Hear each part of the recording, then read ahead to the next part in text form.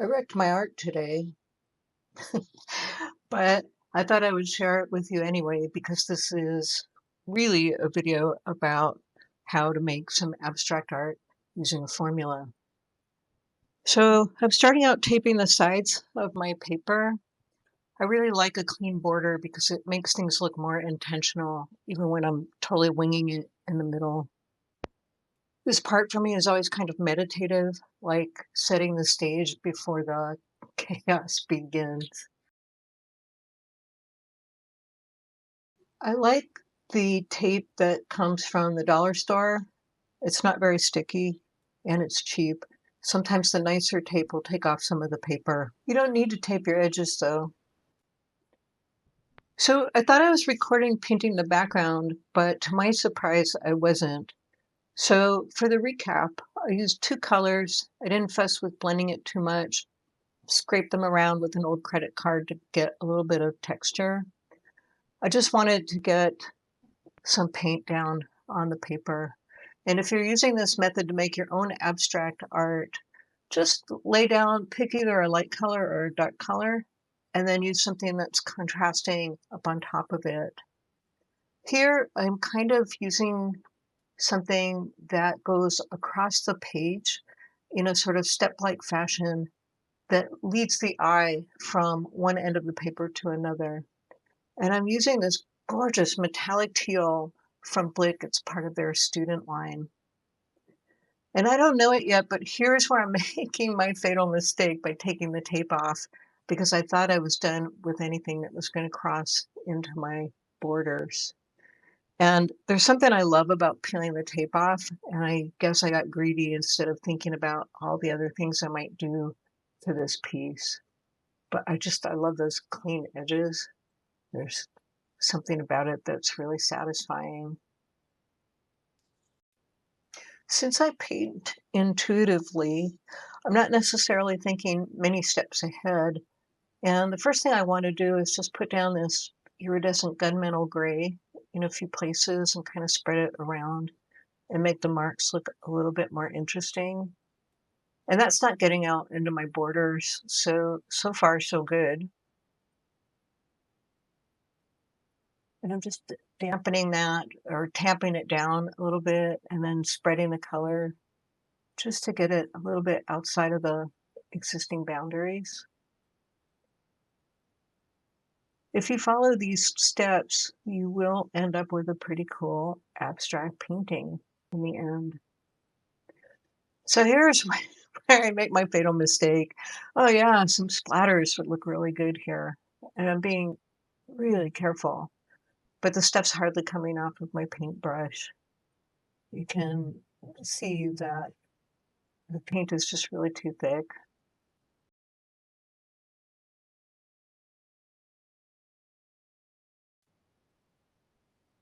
I'm really struggling to get those splatters to come off of my brush. And so I try using another paintbrush to tap it. You can see nothing's really working.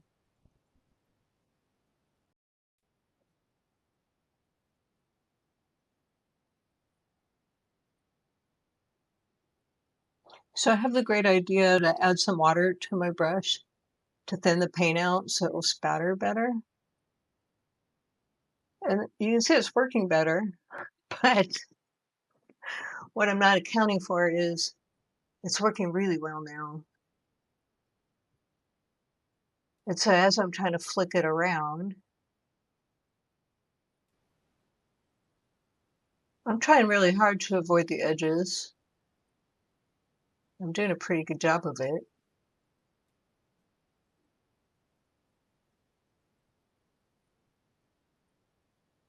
Oh, no. I didn't mean to do that.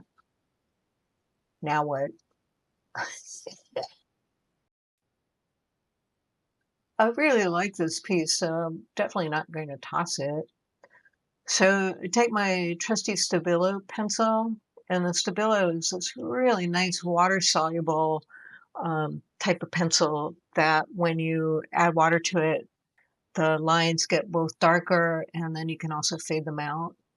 And I'm just going to outline the whole thing. And sometimes in art, it's nice when you break the frame. And so now I've got this really strong frame of the stabilo around it, and then these dots that just break the frame. And even if it's not what I wanted, I feel all right about it, and I'm going to keep going. So for this method of making abstract art, once you've got your background and then you've got your foreground that leads the eye, you're going to want to add some additional mark making. And even though I've got that splatter around that makes some marks, I want to pull in some more structure.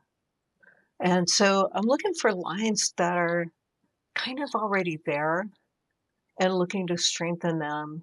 And that includes the outline of the foreground. And then also within the teal paint and within the gunmetal gray paint, there's additional lines. Like you can see areas where that have less paint on them and they're kind of transparent. And so I'm getting in there and just adding to the lines. And you can see as I move along, I'm taking a little bit of water on a really thin brush, and it just will intensify the look of that stabilo. Or if you're using that tool, you can use a thicker brush and really blend it out. It's a really flexible product.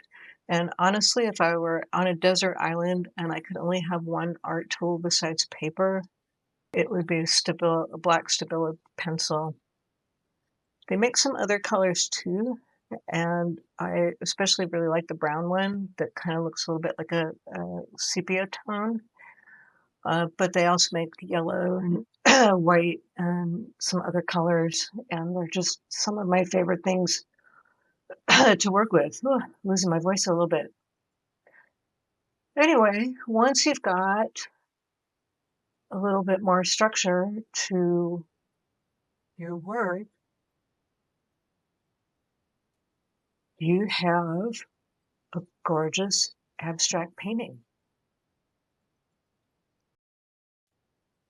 If you like this kind of content and you want to learn more about making your own abstract art, don't forget to hit the like and subscribe button. Also, in the first comment, you'll see a place where you can go download some vintage fish illustrations from the 1600s.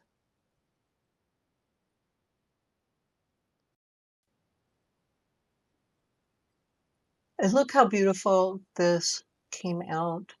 I just love the shimmery tones of it. So pretty. Thanks, everybody.